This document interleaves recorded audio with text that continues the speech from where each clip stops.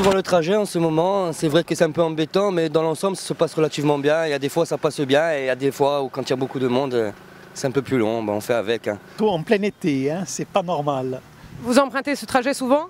Disons tous les matins, oui. assez souvent. Oui. Ouais. C'est vraiment...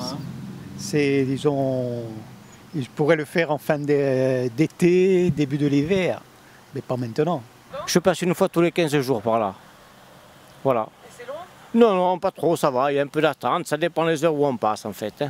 Le retour, apparemment, ça passe un peu mieux. Ce matin, bon, il y avait la circulation jusqu'à là-haut, quoi.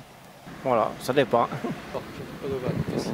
Qu'est-ce que vous répondez à l'exaspération des commerçants et des habitants ici? Je comprends, il n'y a pas que des habitants de chez moi, il y a les habitants qui traversent ma commune depuis tous les jours, qui viennent du Cap, et des travaux, ça gêne, évidemment ça gêne. Je voudrais quand même signaler deux choses. La première, c'est que EDF travaille sur la commune, et même un peu plus loin, depuis 2 ans. Mais ces travaux, je comprends très bien EDF, c'est le renforcement du Cap. Donc les travaux, ils sont obligatoires, qui prennent du temps, qui sont en retard, etc. C'est un deuxième problème. C'est des problèmes que nous ne pouvons pas résoudre. Nous avions parallèlement à EDF lancé, alors que EDF avait déjà commencé ses travaux, lancé le changement de notre éclairage public.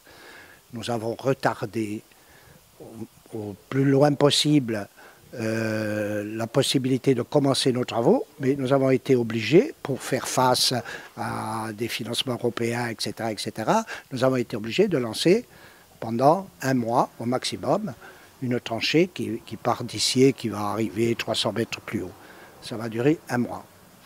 Donc, nous ne pouvions pas faire autrement que d'ouvrir notre tranchée. Donc, c'est vrai qu'on a un peu cafouillé dès le départ, etc.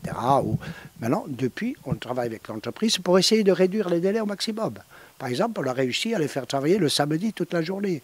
On leur a demandé de travailler 1 heure en plus, le maximum qu'ils pouvaient faire. Ils nous ont dit 1 heure en plus par jour. Donc, depuis ce matin, c'est acté. Donc, c'est en cours. Tout ce qu'on peut faire, c'est améliorer. Mais on ne peut quand même pas arrêter les travaux parce que c'est impossible. Satisfait, non, on ne peut pas être satisfait de la situation, même si on la comprend maintenant beaucoup mieux. La mairie, en réalité, paye les pots cassés du retard d'EDF. Ça, on l'a toujours dit, on en est conscient. EDF, 27 mois de travaux. 27 mois de travaux pour réaliser 5 km de tranchées. Si on devait faire le tunnel sous la Manche, on comprendrait que peut-être bien que dans les années 2600, on en verrait peut-être le bout à ce rythme-là.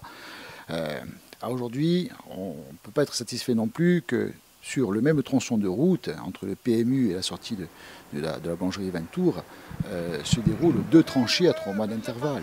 On comprend une chose maintenant, c'est que la problématique ne vient pas de la mairie, la problématique vient peut-être de EDF, qui ne se sont même pas déplacés d'ailleurs pour le rendez-vous, ni lui aujourd'hui, ni leur entreprise légataire qui est l'entreprise Rafale ITP.